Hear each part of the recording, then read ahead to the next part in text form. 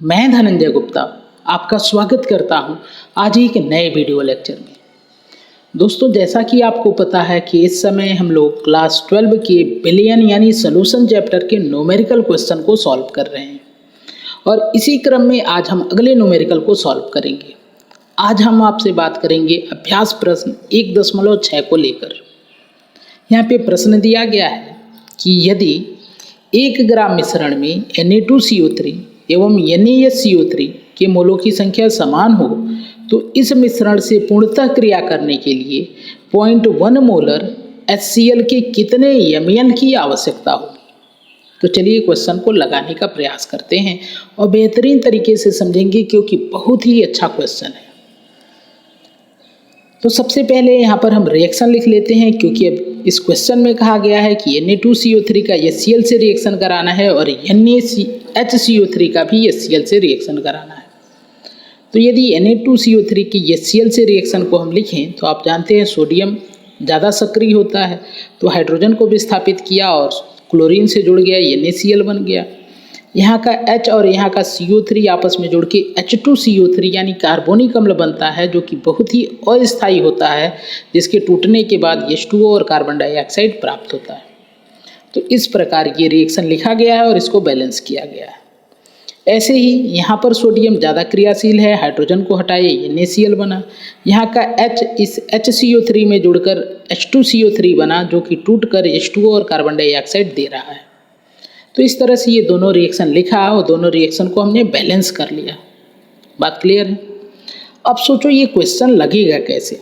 यहाँ पे आपको कहा गया है कि 1 ग्राम मिश्रण लेना है जिसमें दो चीज़ें हैं, Na2CO3 और NaSCO3, और इसमें आपको HCl का विलयन डालना है जिसकी मोलरता 0.1 है।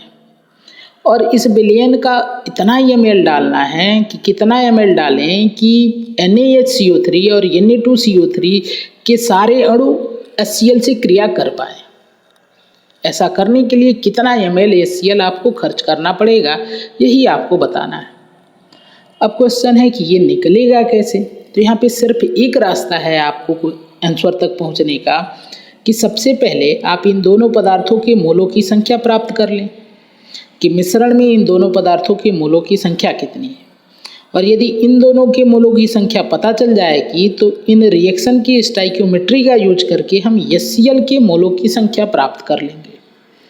और यदि HCl के मोलों की संख्या प्राप्त हो गई तो यहाँ पे मोलरता दिया गया है विलयन का, इस मोलरता का और इस मोलों की संख्या का यूज करके हम उस विलयन की आयतन को मिलीलीटर में आसानी से प्राप्त कर पाएंगे। तो उम्मीद है आपको बेसिक आइडिया मिल गया कि क्वेश्चन लगेगा कैसे, किस रूट से चलेगा। तो चलिए अब इस रूट को फॉलो करते हुए क्वेश्चन को लगाते हैं। तो सबसे पहले हम कोशिश करेंगे कि इन दोनों पदार्थों के मोलों की संख्या हमको मिल जाए। इसके लिए हम क्या करेंगे कि हम मान लेंगे कि मिश्रण में Na2CO3 की मात्रा x ग्राम है। कुल मिश्रण 1 ग्राम है, इसलिए NaSCO3 की मात्रा हो जाएगी 1 - x ग्राम। बात क्लियर है? अब इन दोनों ग्राम में मात्राओं को यूज करके हम इन दोनों के मोलों की संख्या ज्ञात करेंगे। तो Na2CO3 के मोलों की संख्या बराबर हो जाएगी Na2CO3 का ग्राम में द्रव्यमान अपान इसका मोलर द्रव्यमान। आप जानते हैं कि किसी भी पदार्थ के मोलों की संख्या निकालनी हो तो उस पदार्थ के ग्राम में मात्रा को उसके मोलर द्रव्यमान से डिवाइड करते हैं। यहाँ पे Na2CO3 का जो ग्राम में द्रव्यमान है इसको आपने x मान रखा है, तो यहाँ पे हम x रख देते हैं और अपान Na2CO3 का जो मोलर द्रव्यमान है वो 106 ग्राम होता है। अब ये 106 ग्राम कैसे आएगा तो यहाँ से आप समझ सकते हैं। देखिए Na2CO3 में सोडियम परमाणुओं की संख्या 2 है और सोडियम का मोलर मास होता है तो 23 यानी 23, तो 23 × 2 कर लिए, प्लस कार्बन का मोलर मास 12, इसको 1 से गुणा कर लिए क्योंकि एक कार्बन परमाणु है। ऑक्सीजन का 16 और संख्या 3 है तो 3 से गुणा कर लिया। इन सबको जोड़ के जब सॉल्व किया तो 106 ग्राम प्राप्त हुआ, जिसको यहाँ पर हमने पुट कर लिया है। इसको और ज़्यादा तो हम सॉल्व नहीं कर सकते हैं, तो फिलहाल इन मोलों की संख्या को इसी रूप में रहने देते हैं। इसी प्रकार NaHCO3 के मोलों की संख्या निकाल लेते हैं। तो यहाँ पे फार्मूला हो जाएगा NaHCO3 की ग्राम में मात्रा अपान इसका मोलर मास। जो NaHCO3 की ग्राम में मात्रा है वो 1 - x है, तो यहाँ पे 1 - x अपान 84 ग्राम। 84 ग्राम NaSCO3 का मोलर मास है, जिसको ठीक वैसे ही निकाल सकते हैं जैसा कि आपने Na2CO3 का अभी निकाला था। उम्मीद है कि यहाँ तक की बात क्लियर है। अब वापस से यदि क्वेश्चन में आए तो आपको यहाँ पे लिखा गया है कि इस मिश्रण में Na2CO3 और NaSCO3 के मोलों की संख्या समान है। तो हम लिख सकते हैं कि Na2CO3 के मोलों की संख्या बराबर NaHCO3 के मोलों की संख्या। दोनों के मान आपको पते हैं तो दोनों को रख देते हैं। Na2CO3 के जगह पे x/106 और NaHCO3 के स्थान पे रख देंगे 1 - x/84 ग्राम। क्रॉस मल्टीप्लाई कर देंगे तो आपको मिलेगा 84x। देखो 84x और 106 का गुणा हो जाएगा 1 - x में। इसको सॉल्व करेंगे आप तो हो जाएगा 84x। इस 106 का 1 में गुणा कर दिए 106, माइनस की जगह पे माइनस और x से गुणा कर दिए तो 106x हो गया। x वाले पदों को एक साइड में कर लेते हैं तो 106 को जब इधर से इधर ले गए तो प्लस 106 हो गया बराबर 106 ये वाला। अब ये दोनों यदि x वाले पदों को जोड़ दे तो 190x बराबर 106 और x का मान निकालेंगे तो हो जाएगा 106/190 और इसको सॉल्व करेंगे तो x बराबर मिलेगा 0.558।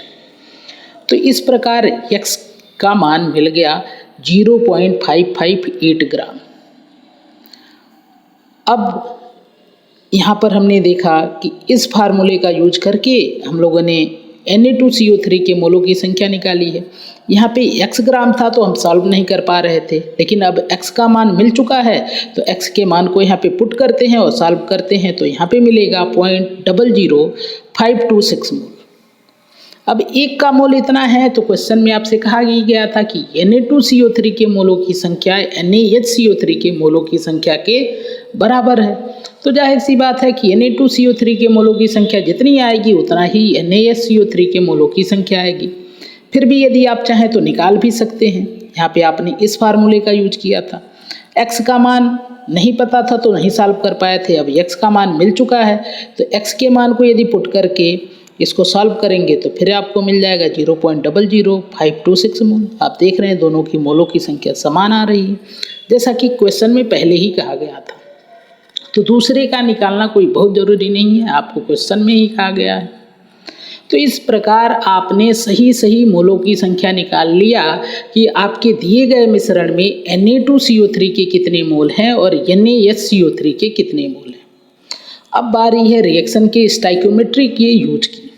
तो ये रिएक्शन है बैलेंस रिएक्शन। यहाँ पर आप समझ सकते हैं कि यदि 1 मोल Na2CO3 होता तो 2 मोल HCl खर्च होता, लेकिन Na2CO3 की मात्रा तो यहाँ पे है 0.00526 मोल।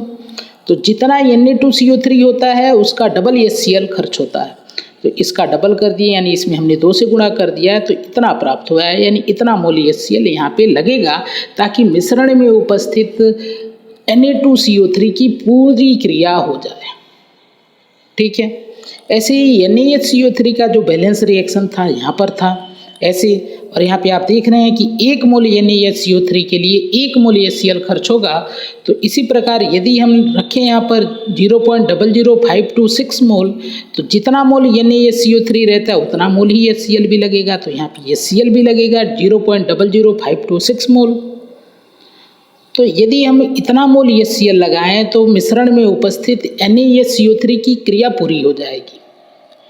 तो दोनों का मिलाकर कितना HCl लग रहा है तो दोनों को हम जोड़ लेंगे तो HCl के मोलों की कुल संख्या बराबर जो Na2CO3 के मोलों की संख्या से प्राप्त हुआ था और प्लस जो NaSCO3 से प्राप्त हुआ था इसको जोड़ दिया हमने तो मिल गया 0.01578 मोल। ये कुल HCl के मोल हो गए। अब क्वेश्चन में कहा गया था जो बिलियन HCl का आप यूज कर रहे हैं उसकी मोलरता है 0.1 मोलर। इसका अर्थ है कि यदि 1000 ml इस बिलियन का लेंगे तो इस बिलियन में आपको HCl के मोल मिलेंगे 0.1। बात क्लियर है? या इसको उल्टा कह सकते हैं, यदि 0.1 मोल HCl को आपको यूज करना है तो आपको बिलियन का 1000 मिलीलीटर लेना पड़ेगा। तो यही मैंने यहाँ पे लिख दिया है 0.1 मोल HCl के लिए आवश्यक बिलियन कितना है 1000 मिलीलीटर। और आपको कितना चाहिए तो आपको तो इतना मोल HCl चाहिए। तो सबसे पहले इसको 1 मोल HCl के लिए निकाल लेंगे। तो 1 मोल HCl के लिए आवश्यक विलयन हो जाएगा 1000/0.1।